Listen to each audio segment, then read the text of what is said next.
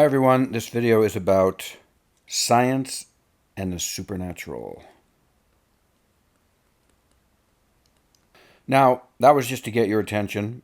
No, it really is about the supernatural, but more fundamentally, it's not about the supernatural. It's about reality, and it's about getting some perspective on the way science thinks about reality. So I'm using these supernatural phenomenon to help us get some perspective on science and reality. Because for good reason, there's so much focus on science right now. We're sort of sciencing everything. Everywhere you see, neuroscientists tell us the brain does this, and everything gains legitimacy through some sort of scientific backing. And as I said in the previous video about this topic, I am not anti-science at all. One of the reasons that we keep trying to science everything, from baseball to creativity now with AI, is that science has done so much for us. Science has helped us so much. But what's going on is we're beginning to worship science as an ultimate worldview. We're beginning to think that science is going to give us the final answers. And we're losing sight of the deeper individual quest for meaning, which is not amenable to scientific tools. And in this video, I want to use the supernatural to point this out. So I was watching a video the other day where Steven Pinker, who wrote a book called Enlightenment Now, he's, I believe, is an MIT cognitive scientist. He was in a discussion with Sadhguru, who is a guru from India, who's done tremendous amounts of humanitarian work in general, and is also a very wise man. They were having a discussion, and Steven Pinker, this highly esteemed MIT professor, was saying there's no evidence for the paranormal or any of that stuff, telekinesis, blah, blah, blah, blah, blah. And there actually is overwhelming evidence for all manner of phenomenon of the type he was dismissing. It's just not evidence that science either can handle, has the tools to approach, or is even looking at. The question is, why is that? And the answer is, again, that science is a collective enterprise. It's a collective body of knowledge. So just real quick, going back to what I was saying in the last video on this topic,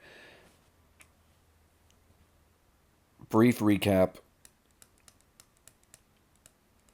If this is human experience, scientific knowledge is a subset of human experience. Scientific knowledge is collective. It has to be reproducible in the lab or reproducible somewhere. When a scientist has a result, it needs to be reproducible by other scientists. So it's collective. That also means it must be consistent. Those are the essential core characteristics of scientific knowledge. But as I said in the other video, you're having an experience right now, and it's not in any textbook. So in the last video, I put all sorts of experiences outside of scientific knowledge.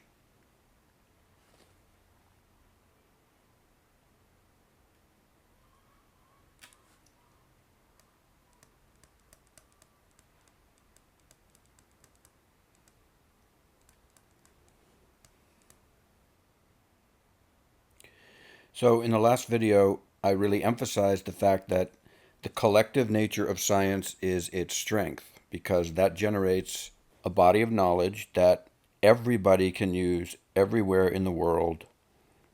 We can all count on it, and it's super helpful.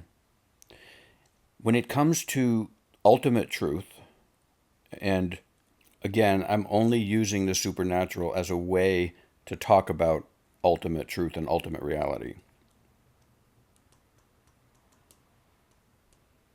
So what happens when you have a collective body of knowledge and any collective enterprise I'm not singling out science as particularly prone to being this way, but what you get is a collective culture and collective biases and collective ways of looking at the world. You see that in the Democratic Party. There is a certain culture, there's a certain tradition, there's a certain way of looking at the world, there's preferences. You see it in the Republican Party. You see it in any group, any collective group attracts people who think like that and then propagates that way of thinking. So what happens in our scientific institutions is people who think in terms of reality is only what can be consistently, collectively verified in a lab or elsewhere, and that can be measured. Those types of people are drawn to be scientists, and then that view is further reinforced. Now, another thing that happens when you become a part of an institution is you need to work your way up in that institution. You need to gain a reputation. You need to be accepted. And all your time is spent usually focusing on whatever that institution deems valuable.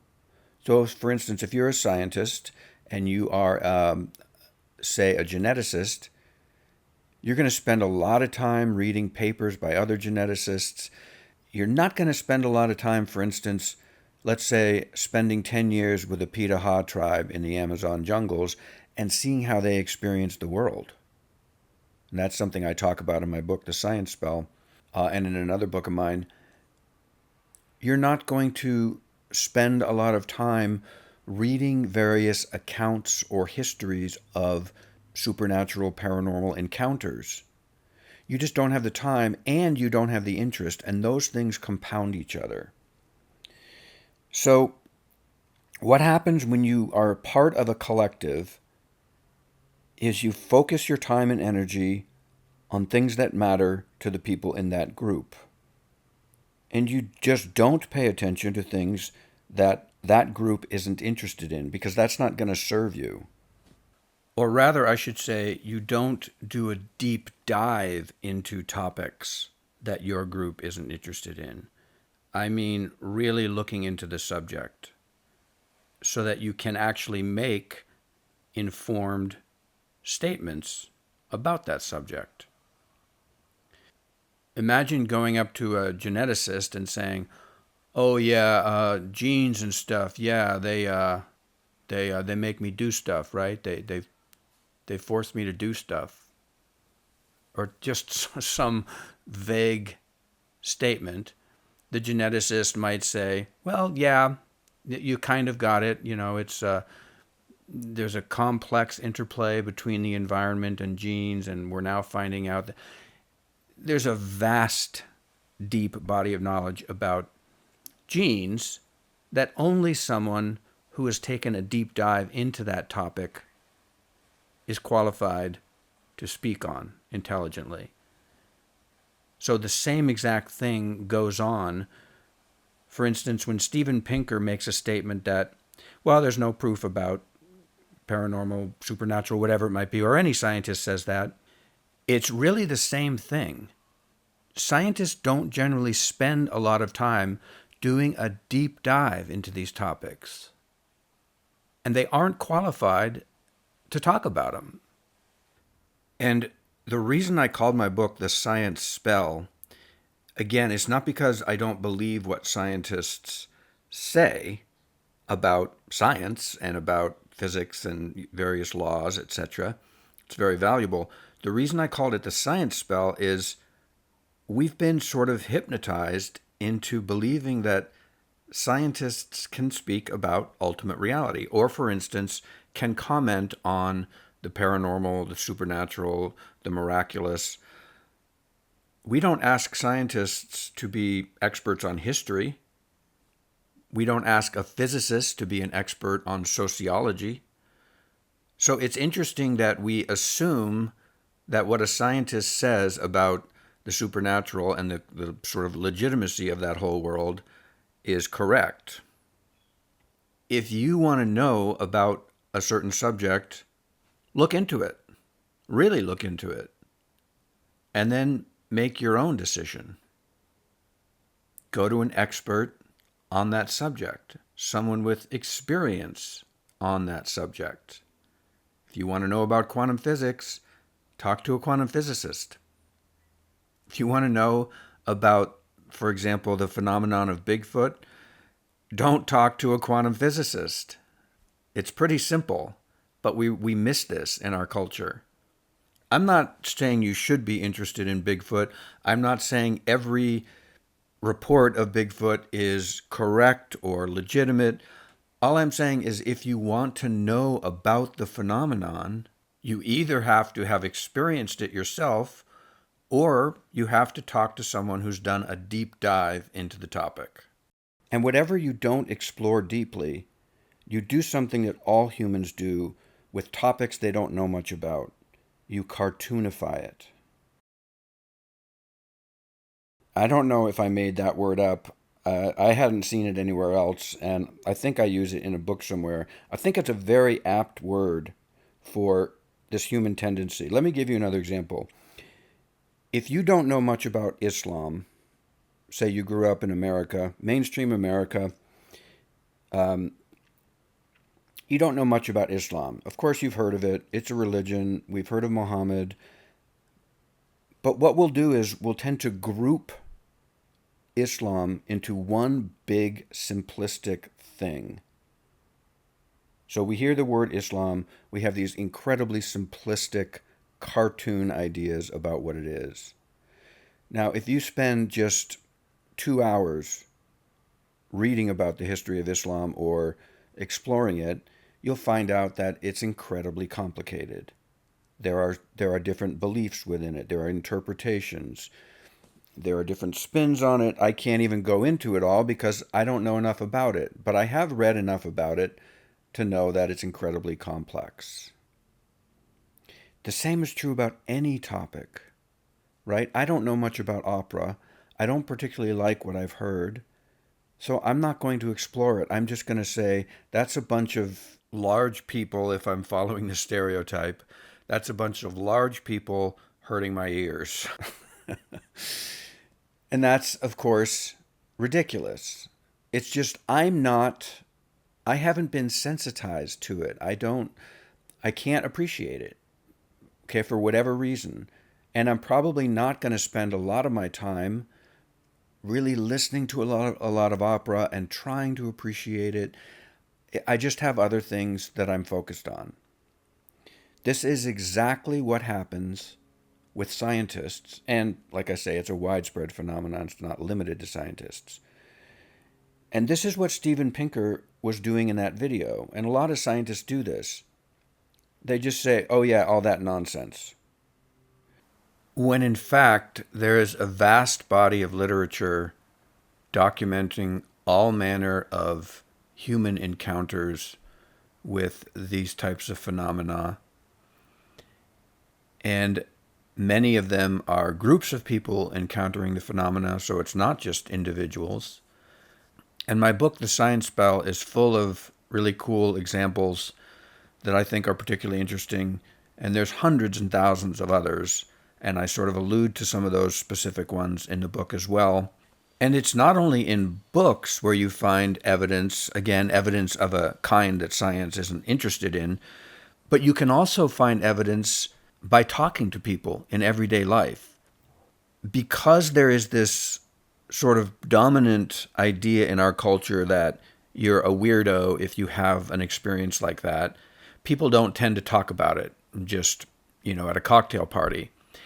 And they're definitely not going to talk about it with someone who thinks it's insane.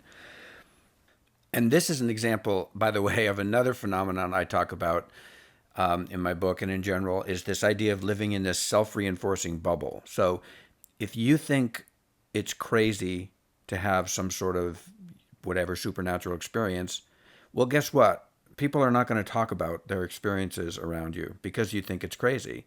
So therefore, you don't hear these stories. So it's self-reinforcing. We close ourselves off to so much because of our initial beliefs. This is true as just a widespread phenomenon, not just about the supernatural.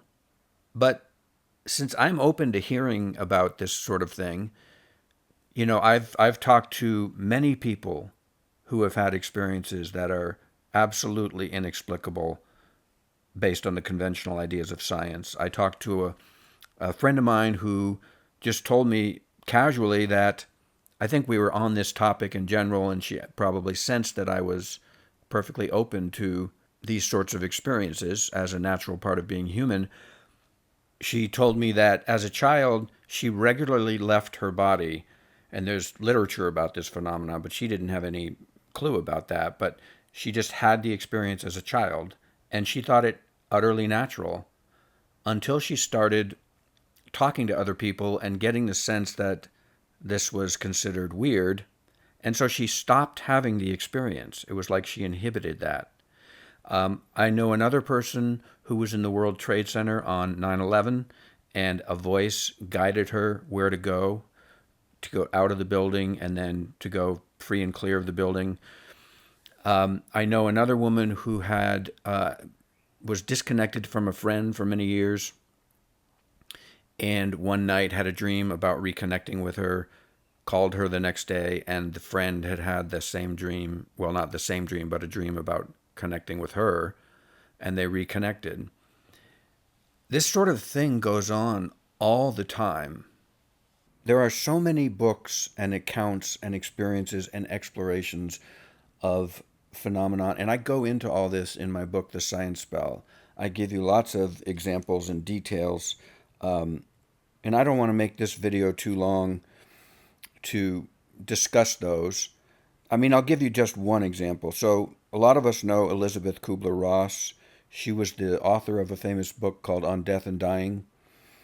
She wrote that book after making the rounds and working in a hospice care center where people had terminal illnesses, and she was accompanied by a chaplain, and she would visit these people and talk to them. And she was struck, along with the chaplain, by how many accounts there were of being visited by dead relatives, having these various experiences that were inexplicable. For instance, one woman rose out of her body and described accurately the doodles on a nurse's pad in the room. Later, another girl was visited by a spirit, and she described the spirit, and it was an exact match of a dead uncle she had never met or known about. And again, I'm just pointing out two little things, and it's easy to dismiss these things out of context. But what I'm telling you is, if you explore this world with an open mind, there is a lot of convincing evidence. Okay, I'll give you a couple more examples. So, for instance, the CIA in 2000, Project Stargate, has verified what's called remote viewing. They said, yeah, this is real. It's a skill. It can be learned. It can be a helpful way of collecting intelligence. There's a statistics professor by the name of Jessica Utz who wrote a paper for the CIA in 1995 confirming the statistical validity of ESP. And it's interesting that these things are sort of officially verified in the CIA, which isn't the same culture as a university or academia. Again, I'm just giving you a smattering of examples, and it's going to be very easy for someone who hasn't explored this big body of knowledge, or let's not call it knowledge, let's call it human experience. I like that better. If you haven't explored deeply the testimony humans have given, and most of it, or a great deal of it, is not trying to be sensationalist. It's people who are taken aback by these experiences. They're disturbed. They're difficult to handle. If you haven't taken a deep dive into this area, you're going to cartoonify it. Just like I would cartoonify opera or something that I haven't explored deeply. And sure, it's fun. We love being able to say, oh, that garbage, oh, that nonsense, oh, yeah. We love to be able to generalize and dismiss things. William Blake said to generalize is to be an idiot. Because our world is a world of immediate experience. all we have is our immediate experience. I mean, you could say science is in the business of generalizing, and in that case, it's a good thing because it's helpful often. When Steven Pinker says there's no evidence for this kind of stuff, let's say ESP, he's wrong. But it is true that there is not the kind of evidence scientists need or want or are willing to consider. And if a scientist were to start to investigate this, they're going to be open to some ridicule, and they're going to have a hard time. So it's not very likely that most scientists are going to explore this area. Nor am I saying they should. These phenomena we call the supernatural or paranormal, or even miraculous. I have a series about Jesus and his miracles. It doesn't play by the rules that science demands. It seems to be inconsistent, and it seems to be individual, or at least in small groups. There are plenty of reports of supernatural paranormal phenomenon with multiple witnesses in small groups. So we're really talking about a kind of experience that is inconsistent and individual. But does that mean it's not human experience? And I want to reiterate, the reason I think this topic is important is not because I think we should go organize a Bigfoot expedition. I don't think that's a bad idea either, but that's not my point. My point is, I think that this scientific attitude towards the supernatural illustrates the limitations of scientific thinking and scientific knowledge, at least as it currently stands. Because I think science has become such a huge thing in the culture and maybe in the minds of people that we look to it for ultimate meaning, and it comes up short. I mean, the scientific idea of the world and existence is pretty depressing. And if you think that that's the end-all and be-all of reality, then I think that's going to contribute to a sense of anxiety and depression, even if we may not be conscious that that's the reason or part of the reason for it. So I think this is important because we get some perspective on the limitations of scientific thought and ways of approaching the world, so that we don't need to necessarily accept this idea that human life is nothing but the end result of a random process of mutation and natural selection and survival of the fittest and competition, and there's no meaning or point to anything, or at least biological life, that the physical universe is simply a mechanism, a dead machine that follows the rules of physics. To conclude these things is to stay within a limited sphere and a limited way of approaching the world. Don't cartoonify what you don't know about. And I'll try to do the same. I'll put a few books down in the description below if you're interested in exploring some of these a little more. And of course, my book, The Science Spell, is about all this, and it will give you a lot of specific examples and go into more stuff than I talked about here.